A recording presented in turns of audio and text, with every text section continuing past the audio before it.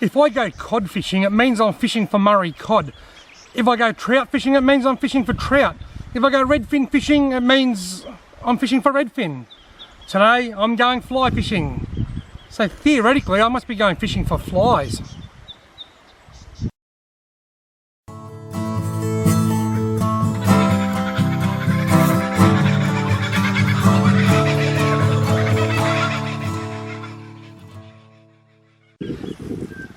This is a fly rod. This is my Wild Fish Cascade Series 4-weight fly rod. I'm going trout fishing or going fly fishing for trout fishing. Fly fishing to chase trout. I'm fishing for trout with flies, artificial flies, which are designed to mimic insects and bugs in the environment. Now I've got a stimulator on here that was tied for me by Ben Lont from Kiwi Fisher on YouTube in New Zealand. Check out Kiwi Fisher, it's a great channel. Catches lots of monster fish. It used my trout for bait. But I've got a stimulator. Underneath the stimulator I've got a little bead-headed nymph with a gold bead head on it. Now this might surprise a lot of people that do a bit of fly fishing. My dropper under my stimulator is only about 15 centimeters long. A lot of people like to have it 2 or 3 feet long, but because this waterway is so small, some of the little runs and riffles that I'm fishing are only going to be a couple of inches deep. I don't want that this fouling up on every rock and snag that it comes past. This is what I'm starting with. It doesn't mean it's what I'm going to use for the whole trip, but it's a starting point. If I don't get any takes or strikes, I'll try something different. Let's go and see if I can catch a fly. catch a trout. Now because because I'm not a very good fly fisherman, I've got to put a little bit of floatant on my dry fly to help it float. But I think I just squirted the bottle a bit too hard, and I put enough floatant on that fly to float the Titanic back up from 2,000 metres of water. That is Loon Outdoors Aquil. Fishing with a I haven't got my reading glasses. I'm fishing with something. Premium floatant. Floatant helps keep your dry fly on the surface. Good fly fishermen typically don't need it. I need lots of it. Lots of these little water skinks around here. See that little lizard? That's an eastern water skink. They're very, very common around most waterways in northeast Victoria, particularly waterways with rocks, but you do see them along the banks of the rivers, ducking in and out of logs and stuff. Oh, there's a trout under my fly. I think I might have spooked him though. It's the first one I've seen. I don't know where he went, but I reckon I spooked him somehow. Got him. Oh, I missed him. He hit the nymph. He hit the nymph and pulled the stimulator under, and then I missed him because I'm such an amateur.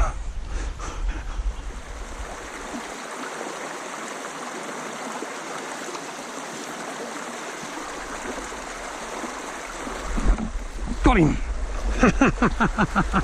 He hit the nymph. Oh, he's not a bad trout either, look. Oh, he got off. He got off. Oh, you bugger. Oh, you know what? He didn't get off, look.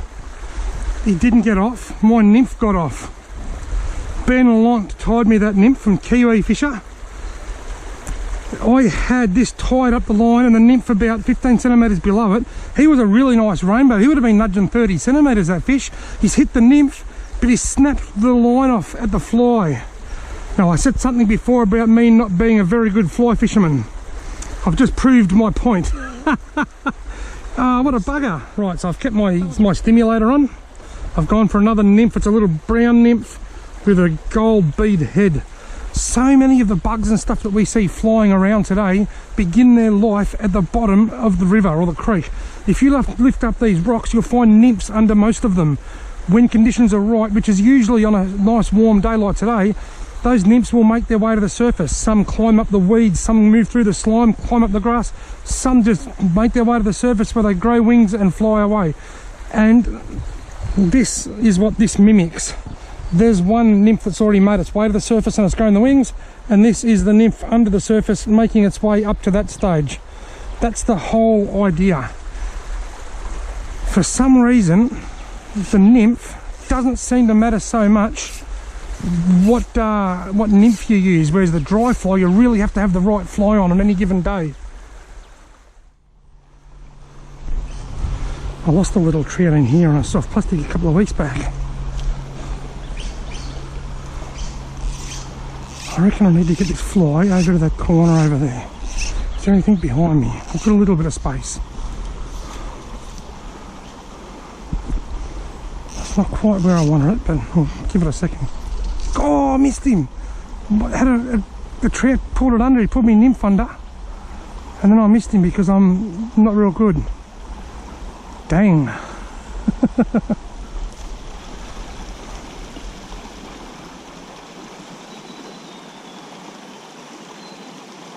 There's got to be a hungry trout sitting up there somewhere. Got him. Let's see if I can actually land this one. I've already lost two. I want to try and wet my hand. They're liking the nymph. It's very hard to wet my hand here because this rock is super slippery. What if I get down here? Meanwhile, he's just doing his thing over there. What if I stand in this crack? That should help. Righto, little rainbow. Come through that gap if you can. Alright. I've hooked one really nice one and lost it. I then just missed a little one about this size just in there. And now I've caught this lovely little rainbow. Come on, buddy. What a pretty fish. And I've caught him on the nymph. What a pretty little rainbow trout. I'll hold you underwater to release you, mate, to unhook you.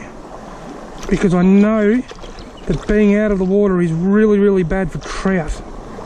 Bad for any fish, but particularly bad for trout.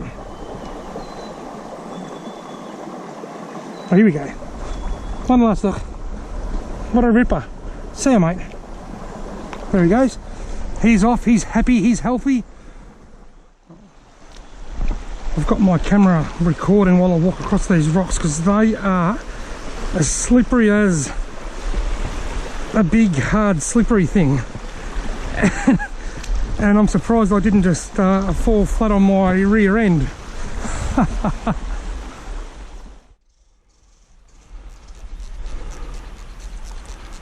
Oh, it's a fish rose right in front of me. At the same time, there's one rose up there further. Can I get one on the stimulator? Right, there's where he rose. He's under it again. He's right under it. He's just under it, he's just hanging there. Oh, look at that fish just jump up there then. Hope he's keener than this one. Oh, look at him. Look at him jumping up here.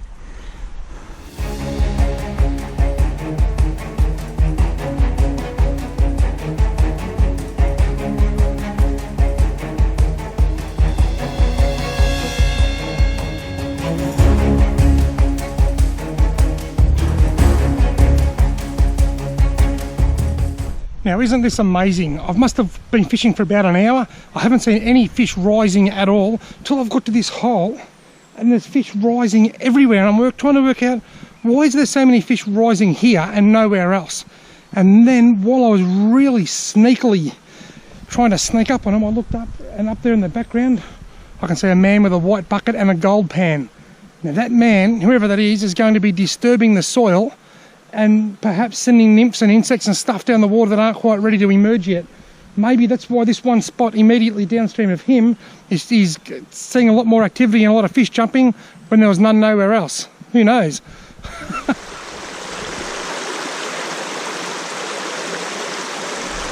The gold detectors, these prospectors haven't even noticed that I'm here yet.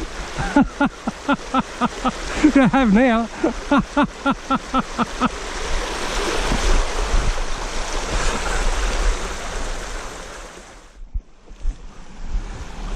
Hello, puppy dog. Hey. Oh, you're friendly. I bet you like the water just like me. Hey, I bet you like the water like I do. I was working just next to that hole before. Yeah. And I thought it was probably disturbing the nymphs and whatnot, watching them down, and the trout just going mad on them. And then, folks, you see this guy? This is one of my favourite YouTubers. This is Chris from Vogus how do I say it? Prospecting. Vogus Prospecting. Vogus Prospecting. I'll put a link in above. Check him out. I don't know who this bloke is. What's your name? Mick, how's it going? G'day, Mick. How are you? Yeah, good. Mick's the apprentice. Yeah, he's doing good. He's probably in his second year now.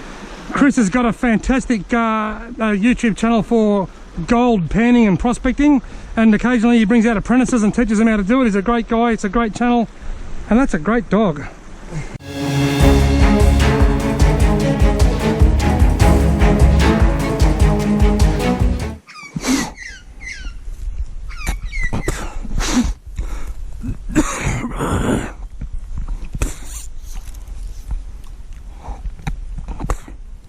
Got him. He pulled that stimulator not long after it hit the water. Righto. I don't know whether the video picked it up. He's tangled around them weeds. I don't know whether the video picked it up, but I was having a bit of a coughing fit when I cast that out there then. What have you done here, mate? You got yourself into a hell of a mess. Probably going to lose this fish here. Oh, no, I got him out. What a very, very pretty rainbow trout. Believe it or not, that's the biggest one I've caught for a while. What a lovely, lovely rainbow. Caught on the black bead-headed nymph with a silver head. All right, put you back underwater for a minute.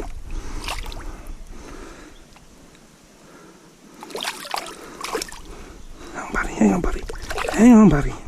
Just calm your farm. Rainbows are not the calmest fish you'll ever encounter. Hang on, mate, hang on. There we go, he's off. Lovely rainbow trout. See you later, buddy. Off he goes. He was caught on the bead-headed nymph. Now, I might have said it was a silver bead-headed nymph, but I think it's a gold bead-headed nymph. Sort of a silvery, goldy coloured bead-headed nymph.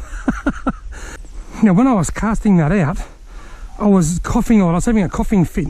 You see, as I've said before on this channel numerous times, I'm a severe asthmatic. And I use my puffer quite frequently.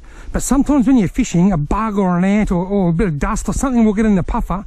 You puff it into your mouth and you shoot something into the back of your throat, and it is the worst feeling ever. And you cough and cough and cough until your eyes water, trying to cough up whatever it is, when it's probably just a fly or a bit of dust or something. And that's what I was doing. I was coughing and my eyes were watering, and then I hooked the fish.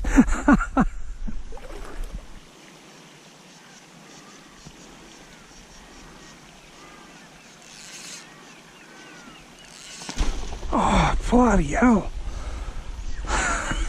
Two black ducks just took off from just there. They frightened the absolute crap out of me. I was deep in thought watching my fly. I was concentrating so much on my fly. When them two ducks took off, I just about had a bloody heart attack.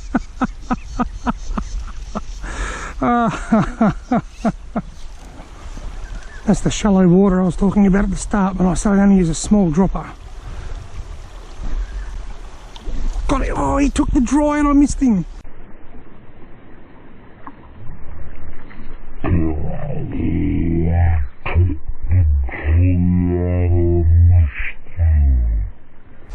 He hit the stimulator, I missed him. The only fish today to hit the dry fly. You know, you wouldn't believe what happened. I was distracted. There was a wallaby jumping across up here, a wallaby, an Australian native animal. And I was watching the wallaby, and I just happened to look back and clump, and I'm like, oh, I was too slow off the mark. Rightio folks, that's it from me. I've had a stack of fun. What I've found is that the trout in the faster water have been more inclined to hit my fly than the trout in the slower water. What that tells me is that perhaps I'm using the wrong fly. I'm using a fly that's okay, that'll fool half-weary trout, but it's not the right fly. And when the trout have got time to study it and they realise that it's not the right thing, they don't take it. If I had more leader line with me, I might try a few different flies, but I've got this habit of forgetting to bring spare fishing line or leader line, and I just simply can't break any more off this leader until I put something else on, because I'm getting too short. If you haven't already subscribed to this channel, well, you better go and do it, because I'm going to be making a lot more fishing videos as time permits.